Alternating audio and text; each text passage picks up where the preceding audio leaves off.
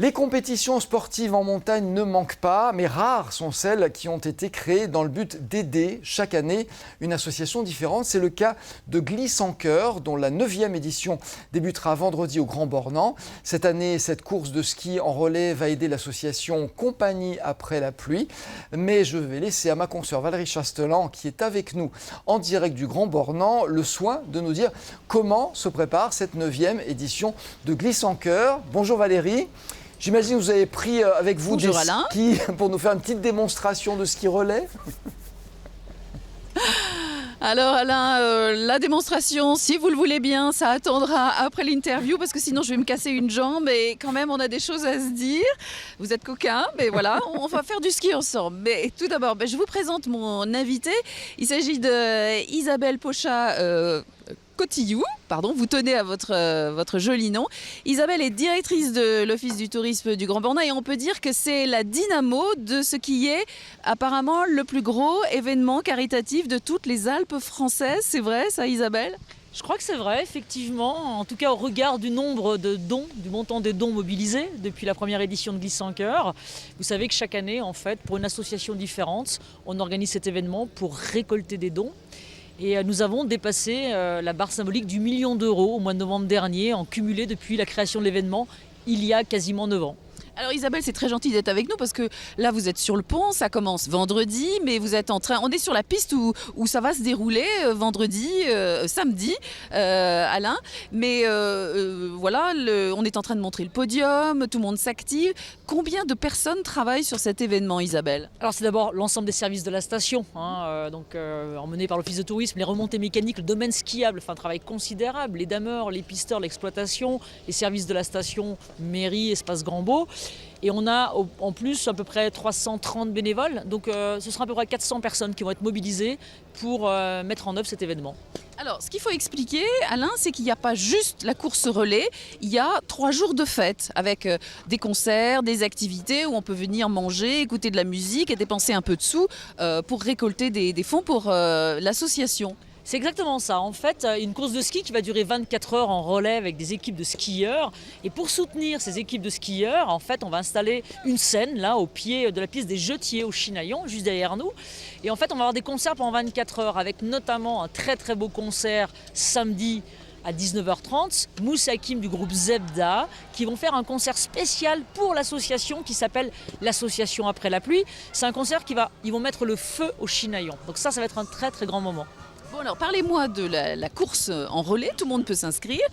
Par exemple Alain, on pourrait faire une équipe tous les deux avec quelques autres personnes de la station et venir skier alors pendant 24 heures. Comment c'est possible? Expliquez-moi. Alors, c'est un défi sportif pour cette association. Donc le départ aura lieu samedi à 14h, là juste derrière nous, départ à pied.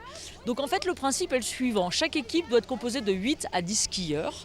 Et l'objectif est de ne pas arrêter le relais pendant 24 heures. Alors on s'organise comme on veut, on change de relayeur toutes les heures, tous les 2 heures, tous les 3 heures, tous les 4 heures. L'objectif est de ne pas arrêter le relais.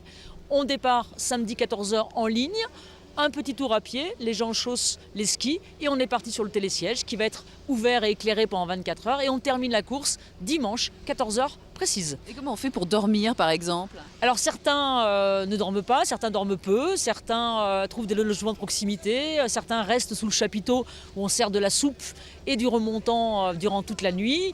Alors chacun a sa stratégie, sa technique. L'idée c'est surtout de se mobiliser et puis de faire évidemment une grande fête pour soutenir l'association Après la Pluie. Alors qui vient courir? Parce que j'ai vu qu'il y avait 140 équipes, c'est ça?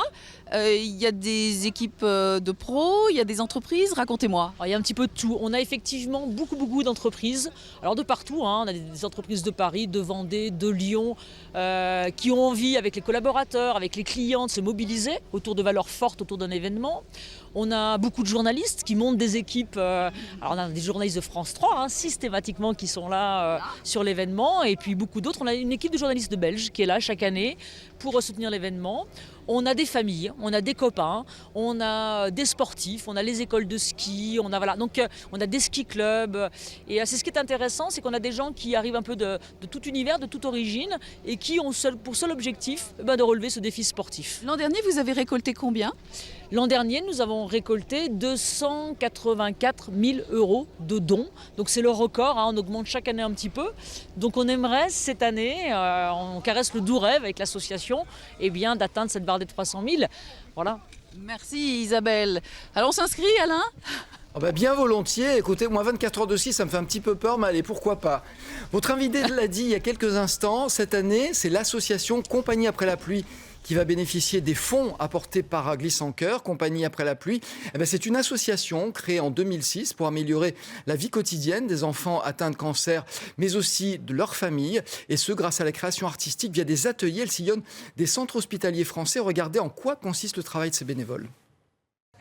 Ce jour-là, au CHU de Grenoble, elles sont 3 de l'association de Cathy, après la pluie, à attendre les enfants du jour. Jusqu'au dernier moment, elles ne savent pas qui sera en état de venir, qui aura finalement un examen médical ou une visite, mais peu importe, seul compte le spectacle.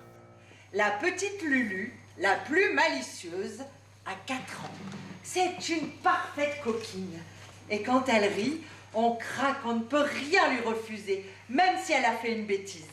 Nous, c'est pas trop notre métier de mettre de la distance, c'est notre métier, on est professionnel, on sait ce qu'on fait, on a appris pédagogiquement comment travailler avec ses enfants, etc. Le service nous a encadrés, mais après, le cœur, on ne peut pas l'empêcher de faire ce qu'il veut.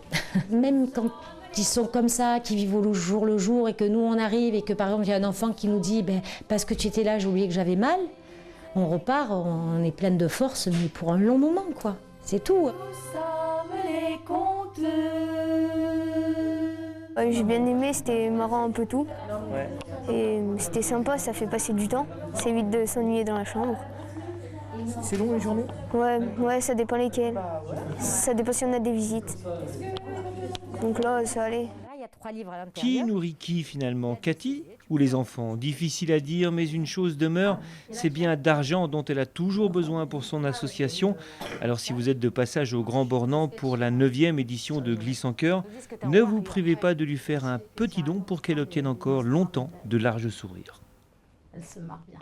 Et oui, le Grand Bornand, nous y retournons tout de suite en direct, en duplex avec Valérie Chastelan. Valérie, je crois que vous êtes en compagnie de la marraine de cette association. Absolument, absolument Alain. Je vous présente Sylvie Beckert qui est double championne du monde de biathlon, également médaillée olympique. Et Sylvie, vous êtes la marraine de l'association. Pourquoi avoir eu un coup de cœur pour cette association ? Simplement parce qu'il y a un lien très fort qui me liait à la famille et à Cathy avec Robin qui était un fan de biathlon et un fan de Sylvie Beckert. Donc lorsqu'elle m'a demandé d'être la marraine de l'association, c'est bien volontiers que j'ai accepté. Et puis de participer à cet événement dans ma station, c'est avec joie que je le fais. Alors, il faut expliquer que Cathy, effectivement, qui a fondé cette association, a perdu un enfant et c'est à la suite de ce décès qu'elle a décidé de rebondir et de créer l'association, c'est ça ? Oui, tout à fait, c'est tout à fait ça. Alors comment fonctionne cette association ? Donc Cathy est marseillaise, elle est monitrice de ski, actrice, mais elle est marseillaise et elle anime des ateliers de contes et d'écriture à l'hôpital de la Timone. À l'hôpital de la Timone, mais dans la France entière. Elle est venue aussi à Annecy au début d'année. Cathy veut tout simplement sortir du quotidien ses enfants malades, atteints du cancer, en racontant des contes, en faisant des spectacles. Et c'est avec une grande fierté qu'elle le fait, mais c'est aussi une grande réussite vu que maintenant elle fait le tour de France et elle est reconnue nationalement et internationalement. Oui, parce que ce qui se passe après, elle fait écrire ses enfants et de ces histoires naissent ce spectacle qui tourne partout. On l'a vu dans le sujet, dans tous les hôpitaux, c'est ça ? Dans tous les hôpitaux, et puis elle a même créé des livres. Depuis 2 ou 3 ans, elle a ces livres qui racontent les contes justement de ses enfants malades. Oui, on va le montrer, ce livre. C'est-à-dire que même si on ne fait pas de ski, on peut tout à fait aider l'association en allant sur le site et en faisant un don. Tout à fait. On peut aller directement sur l'association après la pluie, faire un don pour l'association, pour aider ses enfants malades. Vous voyez, je vous montre le livre, il est absolument magnifique. Il y en a plusieurs comme ça. Si vous allez sur le site de Après la pluie, vous pouvez les acheter. Ça coûte, je crois, 20 €. Ils sont splendides. Ce sont des histoires écrites par les enfants avec Cathy. Alors Sylvie, vous participez aussi vendredi parce que vous avez monté une équipe. Oui, on a monté une équipe de l'ESF. Ça fait maintenant 3 années qu'on fait une équipe de l'ESF. Et cette année, on s'est vraiment mobilisé toute l'équipe, les 7 participants, en offrant pour l'association une fondue concoctée par l'équipe pour 6 €. Donc ça nous a permis de récolter un maximum de dons qu'on ira mettre sur le compte pour l'association cette semaine. Parce qu'il faut expliquer que on court non seulement, mais partout, on demande à ses amis de participer, de faire des dons. Et qui est-ce qui gagne? Comment ça marche? Alors les gens, c'est simple, il faut qu'ils aillent sur le site de Glisse en Cœur et qu'ils fassent un don pour l'équipe qu'ils ont envie de faire le don. Et forcément, les équipes ont fait aller nos réseaux sociaux pour qu'un maximum de personnes de notre entourage font des dons pour cette association pour Glisse en Cœur. Merci beaucoup Sylvie. Vous voyez Alain, si vous venez au Grand Bornand vendredi, et samedi et dimanche, vous aurez le plaisir de skier peut-être avec Sylvie au cœur de la nuit. Je vous assure, à 3h du matin sur le télésiège, c'est sympathique. Et puis on vous accueille avec une bonne soupe et un bon repas et voilà. J'ajoute que la piste, je l'ai faite. Elle est pas trop dure, ça va, on y arrive. Non mais ça va, j'ai plutôt un bon niveau, mais j'aurai le plaisir de vous voir en tout cas. Puis on verra qui est le meilleur sur piste. C'est au Grand Bornand en tout cas, à partir de vendredi. Merci beaucoup Valérie.